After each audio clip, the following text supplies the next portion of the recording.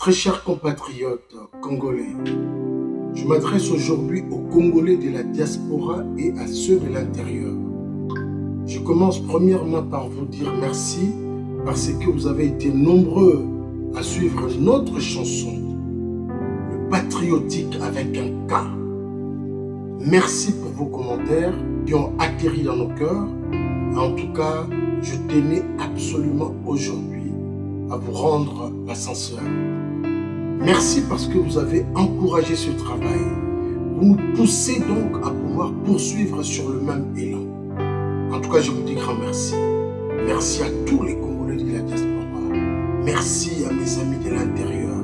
Merci à tous ceux qui ont réagi sur TikTok, sur Facebook, sur Instagram, sur tous les réseaux sociaux, sauf bien sûr sur Twitter parce que on n'y est pas encore. Donc, ce qu'on appelle aujourd'hui X. On n'y est pas encore, mais on y sera très bientôt. Nous sommes en train de préparer. Et je voudrais ici dire un merci très spécial à l'équipe qui me soutient par rapport à ma visibilité. En tout cas, 13 grands merci professionnels. Et je voudrais aussi lancer un petit conseil. C'est très important lorsqu'on veut se lancer dans des choses sérieuses, de pouvoir s'entourer des gens très sérieux, des gens qui sont ingénieux dans ce qu'ils font. Je dis merci à l'équipe. 13, merci beaucoup. Je remercie aussi mon caméraman, San, Mr. Gaël, ami de longue date, partenaire, un petit frère qui nous soutient dans ce combat. En tout cas, que Dieu t'assiste et surtout qui te donne beaucoup plus d'intelligence pour la continuité de ce combat. Grand merci à toi. Lors de notre présente émission, de notre précédente intervention, une question avait été posée. Pourquoi est-ce que le Congo est assiégé de toutes parts? Je vais vous faire une révélation aujourd'hui. Considérez la RDC comme étant une très belle femme. Je répète, la RDC est comme une très belle femme. C'est pour cela qu'elle est courtisée de partout. Mais pourquoi est-ce que cette beauté attire tant les convoitises, les envies, les conflits entre les partenaires, tous ceux qui viennent? Tout justement, c'est parce que il y a un créateur, il y a Dieu qui a mis sur le sol congolais des richesses inimaginables. Déjà, Léopold II, à l'époque où il était venu faire son aventure au Congo, disait déjà à cette époque-là que le Congo est un scandale géologique. Alors, quand un pays est un scandale géologique, comprenez que tous les yeux extérieurs sont fixés sur ces pays. Et lorsque ces gens-là viennent, lorsqu'ils trouvent qu'il y a peut-être des barrières, qu'est-ce qu'ils vont faire? Ils vont rentrer en contact avec des Congolais de l'intérieur. Donc moi, je ne suis pas surpris de voir qu'on parle de trahison, on parle des agents doubles, tout et tout. C'est tout à fait normal. Mais je suis particulièrement écœuré lorsque je vois des Congolais qui disent Tote kakambo kambo. Papa, yebi valeur à Congo. Tozomona papa ya bazota musika bazoyawa. Quelque temps après, comme un millionnaire. La négligence de nous-mêmes Congolais, l'absence de veiller sur notre patrie, toutes ces choses-là ont contribué à ce que les ennemis puissent s'infiltrer. Je voudrais m'adresser aux politiques.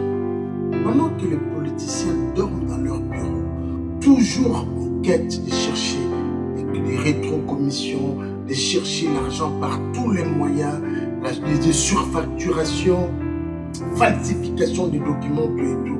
Pendant ces temps-là, des ennemis du Congo étaient déjà à l'œuvre en train de réfléchir sur les stratégies adoptées pour pouvoir faire atténuer notre pays. Un politicien, ce n'est pas ça son rôle.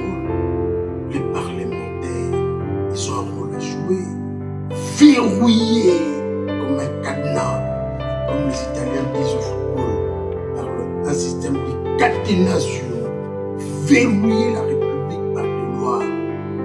L'armée doit être forte. Vous avez constaté aujourd'hui, je voudrais ici ouvrir une petite parenthèse qui va choquer beaucoup de gens. Moi, je dis merci à Dieu d'avoir utilisé Kagame pour nous amener à atteindre un degré d'une certaine hauteur dans la réflexion. Je le dis dans mes publications, un homme sage a pour ami la réflexion et son cousin qui est le discernement. Ce qui se passe à notre pays, nous devons en tirer les dividendes, les bénéfices. Les bénéfices sont du côté où nous allons nous dire, on a eu de millions de morts, on a subi des atrocités, des femmes ont été violées à longueur de journée, le viol utilisé comme arme de guerre. Toutes ces choses, nous devons le prendre à profit pour nous faire grandir. Réfléchir autrement, prendre des décisions autrement, au lieu que les politiques, les militaires s'élancent dans des affaires, dans la course, parce qu'ils ont un amour effréné de l'argent. Parenthèse, l'amour de l'argent est la racine de tous les maux. Vous avez vu les conséquences des maux? Quand nous aimons l'argent plus que notre pays, quand nous aimons l'argent plus que la compétence, quand nous aimons l'argent plus que le travail.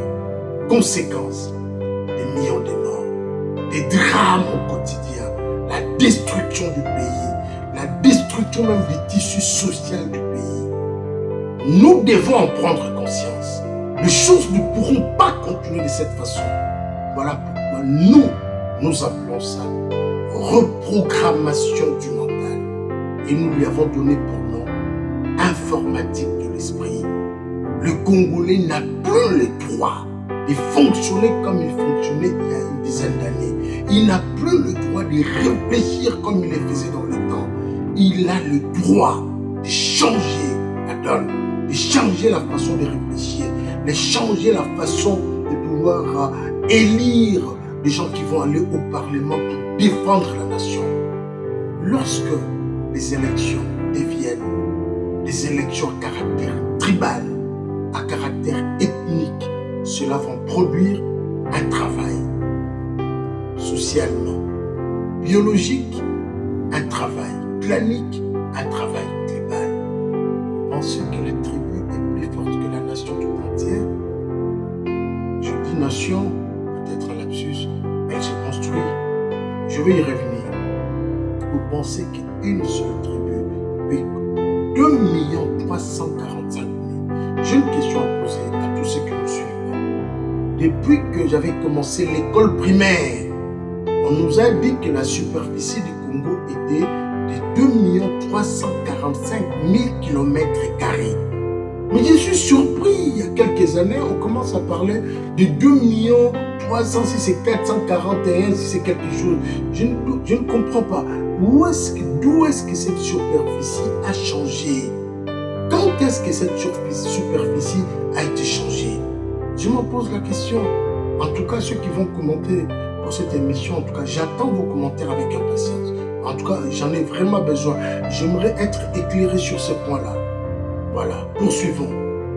Lorsque la gestion d'un pays devient clanique, sociologique, biologique, pensez avoir des solutions sur un pays continent tel que le nôtre. Nous devons revenir patriotique avec un K. Le patriotique avec un K. Il y a une trentaine d'années, les Congolais n'étaient pas celui que l'on voit. On disait que les Congolais étaient quelqu'un de très hospitalier. Mais regardez l'hospitalité. Où est-ce qu'elle nous a conduit? Ça veut dire qu'aujourd'hui, nous devons passer par un verrouillage. Nous devons changer la façon de faire des choses. Pourquoi est-ce qu'il y a des traîtres? L'amour de l'argent, je l'ai expliqué. Et Dieu ne peut en aucun cas être extrait lorsqu'on parle du Congo. Pourquoi? C'est lui le premier responsable à avoir mis les coltans dans ces pays. C'est lui le premier responsable, avoir pensé que les habitants qui habiteraient cette étendue, il y aura du diamant, il y aura la forêt équatoriale, il y aura tout ce qu'il faut pour que ces gens-là vivent heureux. Nous avons tourné le dos à Dieu, nous l'avons abandonné, nous l'insultons tous les jours par un amour exagéré de l'argent. Voilà les conséquences. Nous devons revenir comme au temps du royaume Congo. Voilà pourquoi nous avons dit le patriotique avec un K. Nous devons rentrer vers les valeurs. Aujourd'hui, ce sont les anti-valeurs qui sont assis sur les trônes, les anti-valeurs assis sur les trônes, et nous sommes en train de les applaudir matin, midi, soir. Le Congolais n'est pas ce qu'il est. Nous avons une identité usurpée. Alors nous devons revenir à notre originalité. Moi je sais que le Congolais est un peuple fort. Alors nous devons revenir à cette force. Nous devons nous brancher à celui qui a créé ce pays. Nous brancher aux gens qui ont fait couler leur sang. Je vais parler de Patrice Emery Lumumba. Je vais parler de Simon Kimbangu. Je vais parler de Laurent Désiré Kabila. Pas de polémique. Laurent Désiré Kabila est allé bien sûr prendre le soutien des Rwandais. Mais quand il est rentré au Congo, un vrai patriote, il s'est insurgé contre leur manière de faire.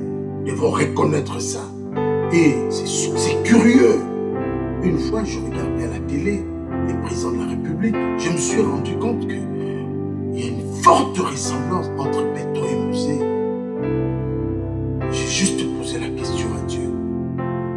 Il m'a dit, ceux qui se sont réellement, ceux qui vont se battre pour ce pays, ils ne sont pas morts. Beto va faire la continuité du combat de Musée.